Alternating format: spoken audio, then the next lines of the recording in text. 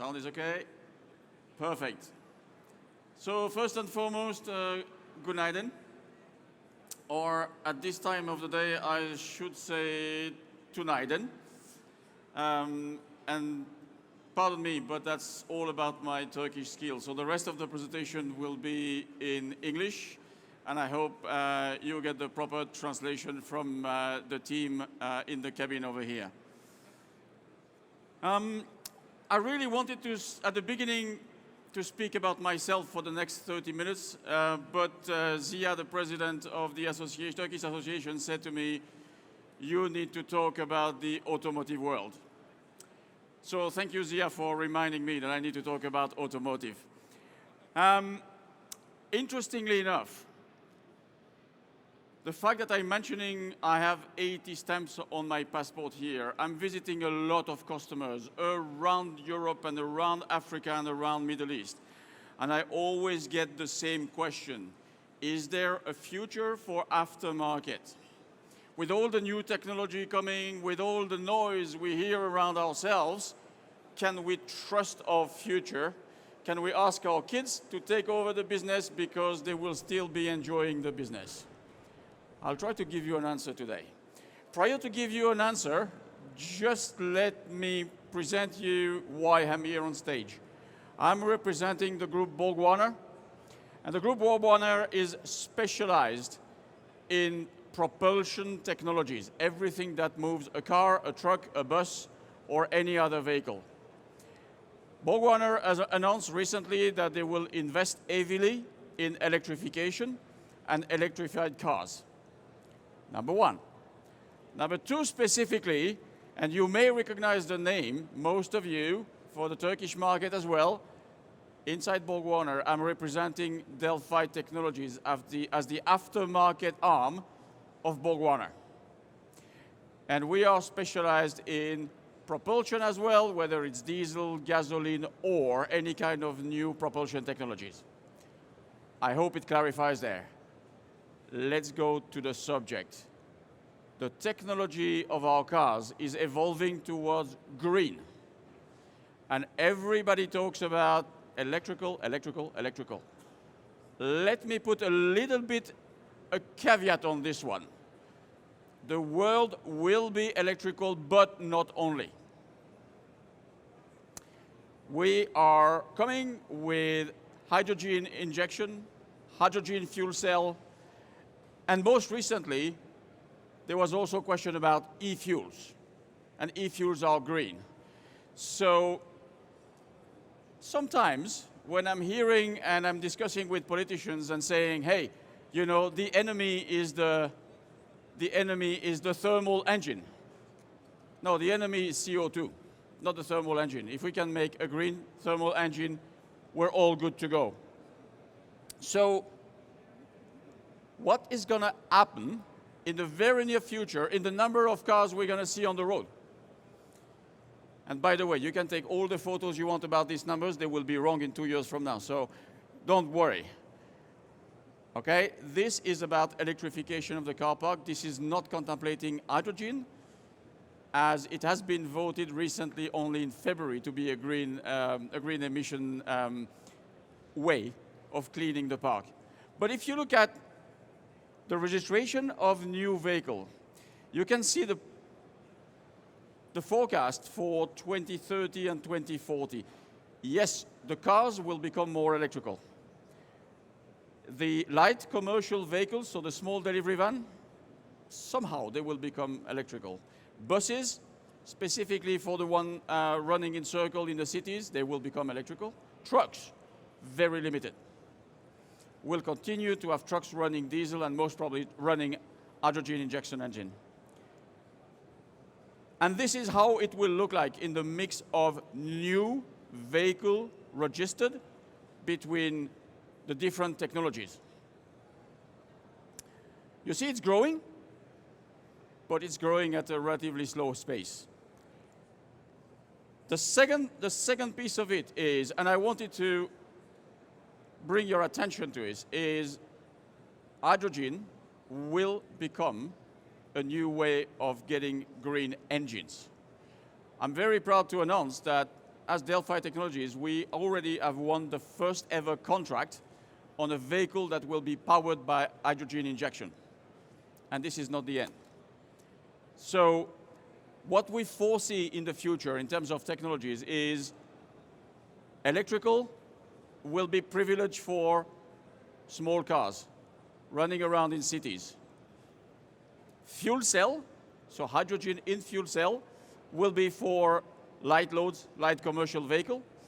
And for heavy duty, you will have hydrogen injection coming. So from whatever you've been hearing in the past weeks, months, hours, I don't know, forget about everything. This is not, or this is going to happen differently. So, we as aftermarket, we have a different view of the market. We like new cars to come in the market, but we are living for cars that are 5 years, 10 years, 15 years old, and sometimes in Turkey, you probably have the record in car parks, cars that are over 20 years old and still on the road. And these cars need to be maintained.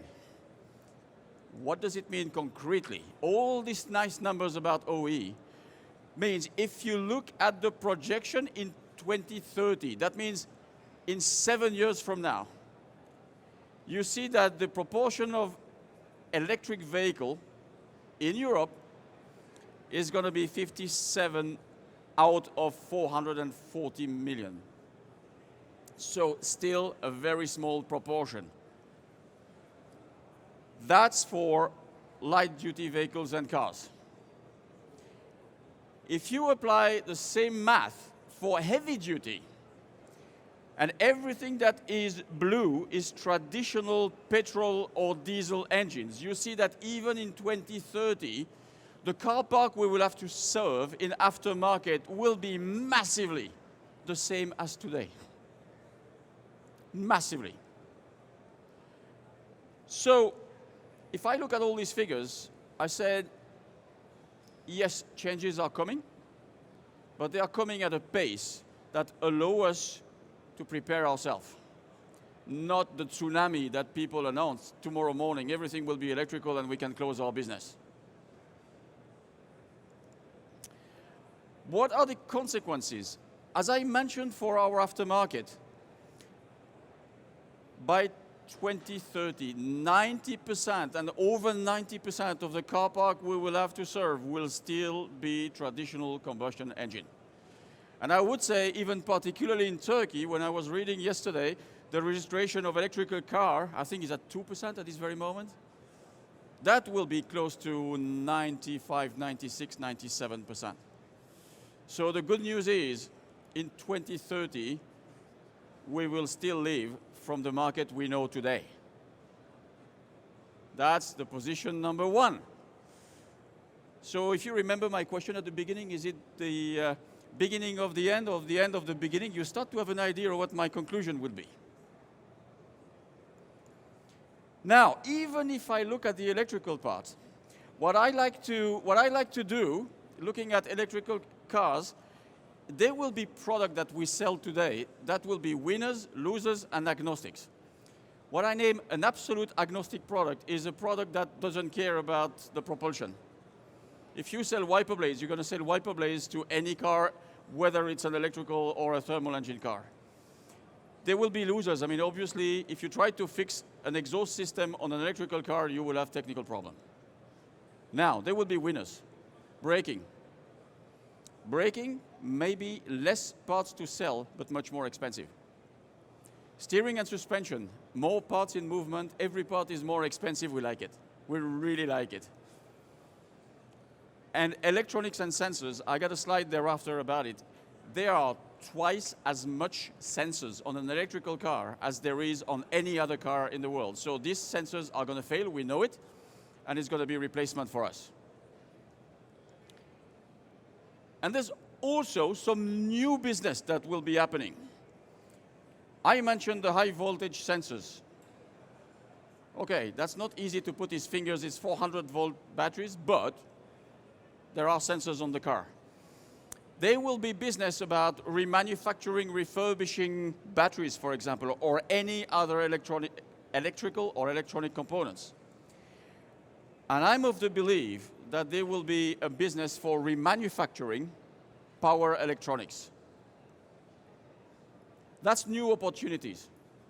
We don't do anything today about this. Now let me focus a bit on, well, okay, nicely said, the business is there, the business is going to be moving, but what are you doing as a manufacturer to help the business to continue doing its job? That's a good question. So first and foremost, we need to be ready to deliver you the parts that will be fitted on the new vehicles. There's no revolution about it. It's just an evolution. Continue to serve the product that will be the one needed to be fit on the car with any form of OE specification in there. And if you look at this, for example, this new generation of brake pads, they are very special because as you don't use the brakes on a regular basis, when you brake, sometimes it's rusty. You need to make sure you can still have a power to stop the car. The second thing is about steering and suspension. I mentioned more parts moving. Every part is going to be more expensive. Why? Because car manufacturers are looking for weight, and they're going to produce parts in aluminum, in special material like carbon fibers or things like that. Every of these parts is going to be extremely more, well, I say extremely, probably 20-30% more expensive for every single part. And every car now, good thing about it, is coming with an ADAS system where basically you're the driver, or you have the feeling you're the driver, but the car is doing a lot of decision for you, like changing track and looking at the car up front and automatic braking and so on and so forth. And lately, when talking about hydrogen injection, we need to be ready as well to supply you the products that will allow the repair of it. If you look at the hydrogen injection, it looks very familiar for people who are currently dealing with the diesel applications. It's a common rail, you have injectors on top, and you have a calculator. This will be a business that will continue to be in the hands of aftermarket. Last but not least, I'm a strong believer that there will be remanufacturing opportunity for very expensive products. Just give you an example. I was looking at some car manufacturers' price list recently. The new components for an electrical car, when they will have to be replaced, they will be in the range of 4,000 to 5,000 euros retail, just the component. Then you will have to add the price of labor and everything on top of it. I would not like to be the customer with a 5-year-old car that has to pay 10,000 euros to get my car fixed. And I'm sure, as you wouldn't be the guy neither. We will have to find solution to make the repair more affordable. And I'm convinced that remanufacturing will become a key one. And I know that in Turkey there are some laws about remanufacturing and what you can do and what you can't do, but we'll have to be also answering the market, and we'll have to bring a solution for the Turkish market as well.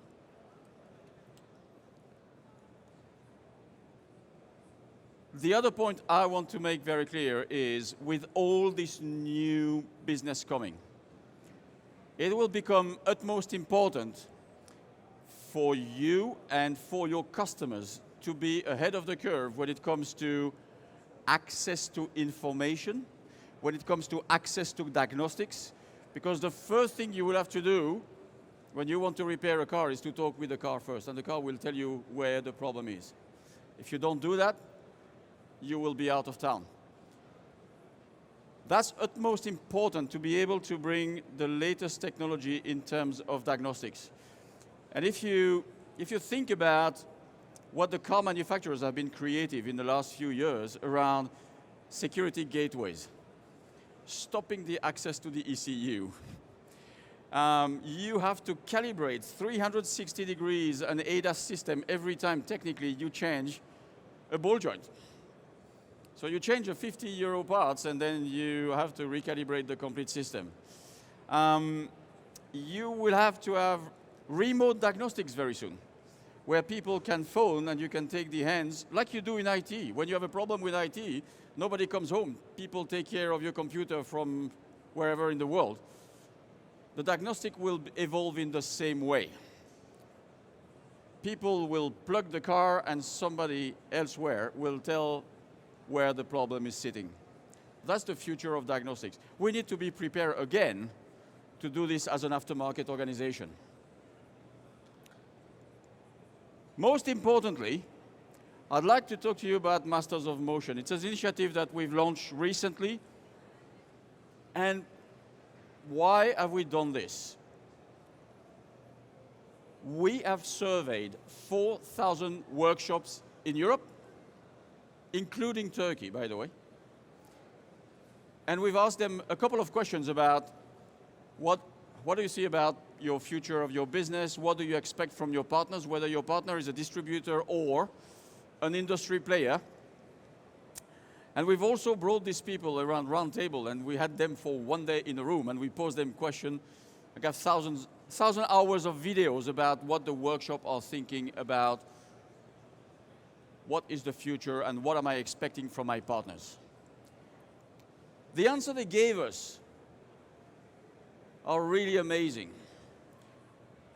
Number one was, I need the parts available when I need them. The study was made in 21. I suspect that 21, some of your workshops had difficulties to get their parts. But if you look at the answer number 2, number 3, and number 4, it's all about technical information, technical training, and access to new technologies, specifically electrification. And obviously there was another comment in there. People are still very kind to get a special deal, a special promotion, because we are all humans. We like to get a special price when we buy something. But that didn't come as number one. Number one was the availability. Number 2, 3, and 4, that was get me the information I need to fix the car. So, what we did, we said, Mr. Workshops, if it's what you want, we're going to make it for you. And something that the workshop told us was as well what I will name the rule of 3. You will remember the rule of 3. When I'm in a workshop, I have a car on the ramp. I'm in stress because I don't know what to do. I got 3 minutes to find a solution. And I can tell you that 80% of the workshop we surveyed told us, what I'm doing, I'm going on Google and I'm Googling my problem. I'm trying to find a solution. The best friend of workshops at this very moment is YouTube. So, first and foremost, we said, great, if you are looking on YouTube, then we're going to post video on YouTube on how to repair the cars. Easy. The second rule of 3 is I got 3 hours in front of me. And I want to train myself. So I'm not going to move from Izmir or Bursa to Istanbul. I have 3 hours. Do you have a service online? I can help myself within the 3 hours to train on something I would like to learn. Okay, if the answer is that simple, we're going to do it for you. And number 3 is I got 3 days. And I want to train myself on something that will really be educational for me. And it's like electrical vehicle, high technical aspects. And that's where we said, okay, then you need to move yourself from where you are to a training center. But you will do it only if it's highly qualified. So what we've done is taken this feedback in consideration and say, if it's what you need, we're going to make the 3 for you. We're going to make the 3 minutes, the 3 hours, and the 3 days. By the way, if you want, take the time to scan the QR code and you will get access to our hub.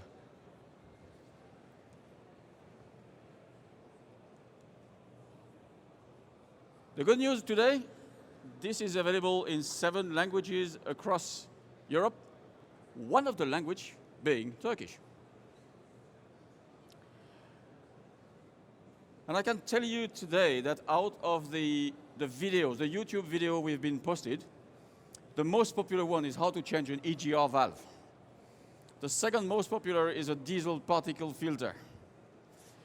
I mean, these are things that we consider maybe as being technically okay, but our workshops still need support on that. We're going to continue to post 2 videos a day, and every video will be available on YouTube, including the Turkish version.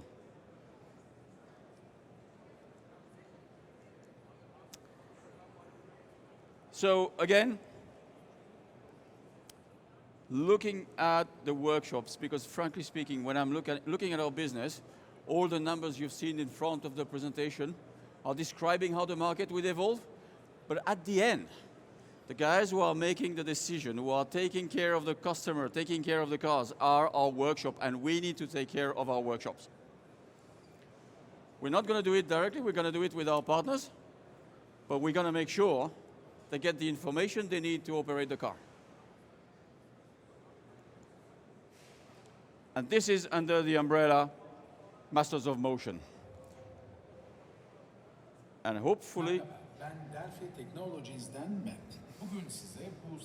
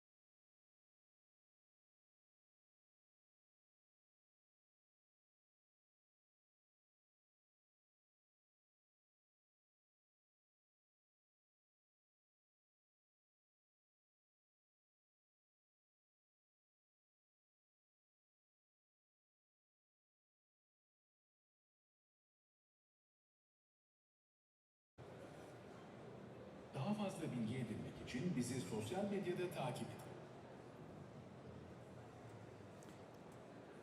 By the way, this ABS sensor changing is the 4th most regarded video on YouTube. So apparently, workshops have a problem to replace them.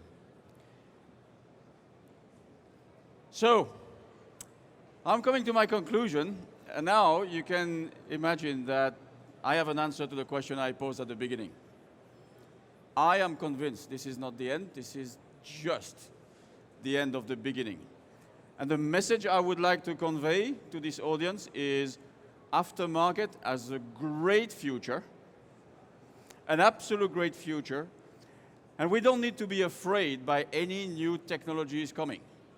We just need to be prepared. And that's what we're doing day in, day out, is to produce any information, any document, any product to support you as distributors to contribute to the great future of aftermarket. And with this, I will try it for the second time of the evening, my Turkish skills, by saying teşekkürler.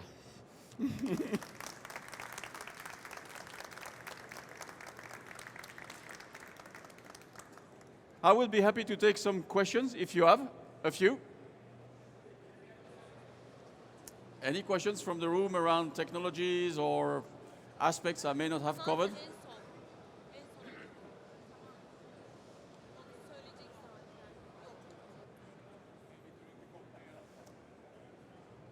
Okay.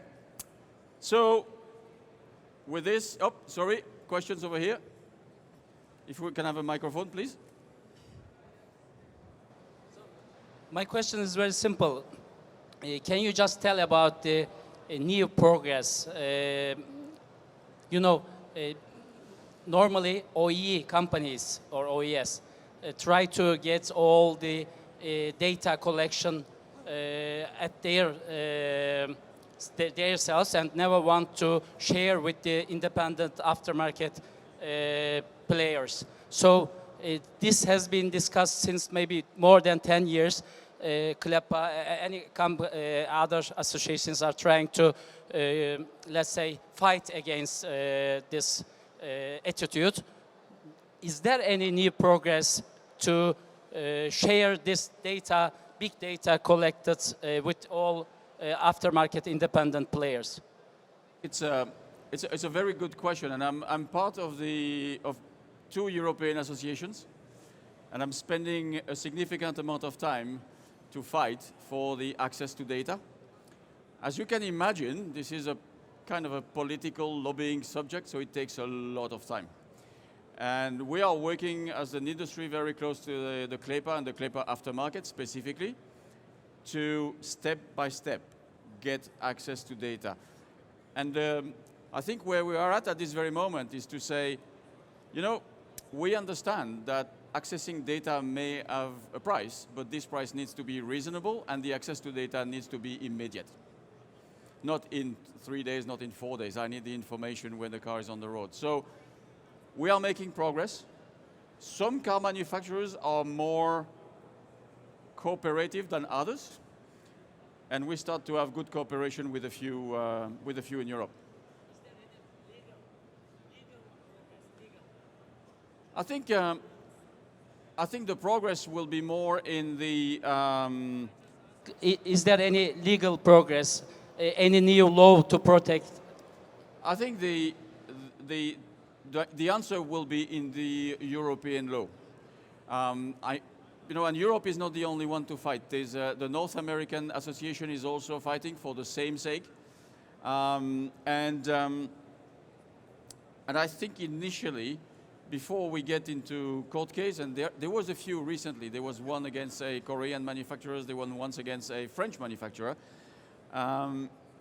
Before fighting in front of a court, we'd like to have this written into the text, into the law, the European law, and make sure that we get access. Because at the end, we talk about the consumers. I mean, it's us. It's not anybody else.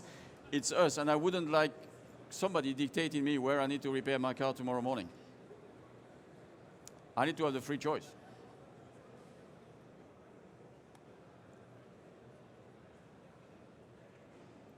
Any other questions?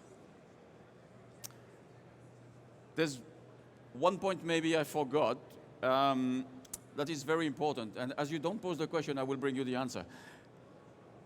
One of the association I'm working with is also taking care of the future talents for aftermarket. When I was discussing with workshops, one element they tell me is to say you don't know how difficult it is to recruit people with the proper skills. I need technicians. I need trained technicians. So before Sinan kills me, I will tell you that specifically in Istanbul, we've been concluding 2 specific agreements with 2 technical schools where we are bringing our products, we are bringing our technologies, we are bringing our trainers to a school that is training the next generation of mechanics. We've been starting 6 months ago with the first one. We've been, yesterday, we've been opening the second one. And we hope to continue to get the level of technicians we need to tomorrow elevated, up to date, and most importantly, to attract them to aftermarket. And that they don't go somewhere else after they've been trained. We want them to work for our great future aftermarket. And we're going to continue that. I think it's important. It's important that we join. I mean, we launched an initiative around talents for aftermarket in Europe. We've been a few to launch it. And now we've been joined by the major cooperation in Europe. We've been joined by a few people. And I think we're going to make sure that we are generating the right leads for attracting good people into our business. So you didn't pose me the question, but I gave you the answer. Any other question? Comments? Things I may have forgotten? No? So, I will be anyway at the association cocktail thereafter. So if there's any other question that comes to your mind, please come to me. And without due delay, I'd like to invite Zia to come on stage. Mr. President. Thank you very much. It's really nice to hear you. Please don't go ahead. Thank you very much. It's really fruitful presentation. Thank you very much. Ben de tüm üyelere katılmanız için çok teşekkür ediyorum. Umarım herkes için verimli bir fuar, yeni iş fırsatları doğuyordur. OSS 8. OSS konferansımızın sonuna geldik. Birazdan saat hemen hemen 15 dakika içerisinde OSS launch alanımızda kokteylimiz olacak. Tüm üyelerimizi, tüm paydaşlarımızı buraya bekliyoruz. Burada Jean-François'a aslında merak ettiğimiz hem sektörün geleceğiyle ilgili hem ise bugünüyle ilgili birçok soruyu sorma fırsatını bulacağız. Özellikle son söylemiş olduğu yatırım, yani eğer yeteneklere yatırım, işte bu sektörün geleceğine dair yatırım çok değerliydi. Ben de tekrar tebrik ediyorum onları. Tüm katılımcılara, sizlere değerli vaktiniz için tekrar teşekkür ediyorum. İyi akşamlar diliyorum. Görüşmek üzere.